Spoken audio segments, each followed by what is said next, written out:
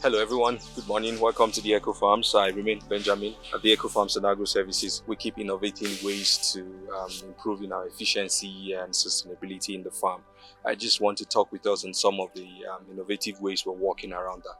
So we have a screen house, and one of the greatest concerns we've had with our screen house is that during rain-fed farming, we have excessive rains in the screen house, and then during irrigation fed farming, which is the dry season, we do not have rain, but we have a lot of vertical room, and so we grow bell peppers and beef tomatoes and a number of other vegetables in the screen house. They're doing excellently well. We have a video where we compared the options of growing in the screen house as against the greenhouse, and we have a lot of value we shared there, because conventionally what farmers know is to grow in greenhouses. Of course, weather is getting really warm, as it currently is, even where we're recording from, and there's need to begin to consider options for innovation. It's not always smart to continue to follow regular ideas and conventional ideas. It's wisdom to explore other options, see what is new. And so that's one of the reasons we're considering and we are invested in growing greenhouses. And we've learned a lot from our first cycle.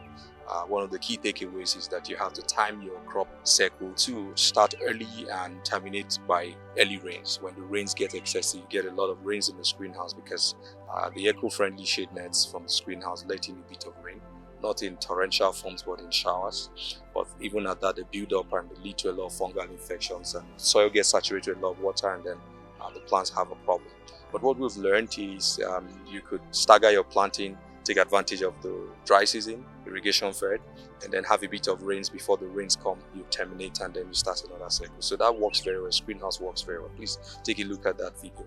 But today, what we're looking at is how to co-cultivate our crops, how to mix our crops to take advantage of both our vertical and then, of course, the remaining space within the ground. So we're growing bell peppers in the greenhouse, and the bell peppers are going to take 2 to 3 months to be able to begin to produce, for us to be able to go to market with. And so we're thinking, what can we co-cultivate with these bell peppers in the greenhouse? Because recall, in the greenhouse, the growth rate of the vegetables are slower compared to the greenhouse. Of course, it's because of the warmth.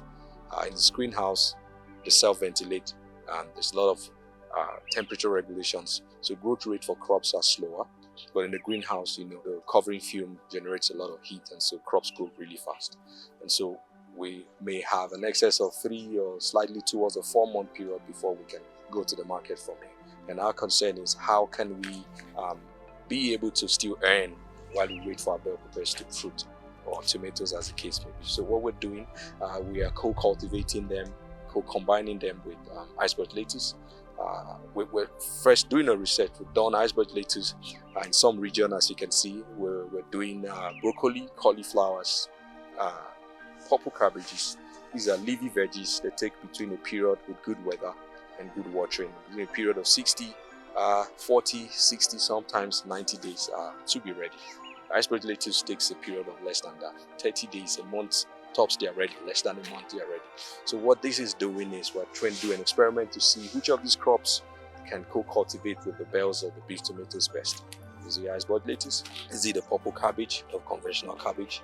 Is it going to be broccoli or cauliflowers? Well, we're encouraging you to stay tuned. We're going to provide you feedbacks as well as progress on that. But so far, the peppers are doing well. They are taking their times, but we can see the leaves are already advancing, and the iceberg lettuce has 2 more weeks to go, and they're going to be ready.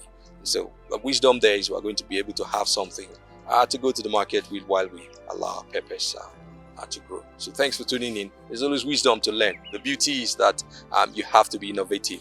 The economy is always erratic. You can't follow one logical way and expect same results. You must come up with ingenious ways to improve your farm operation. Thanks, and take care till we see you again.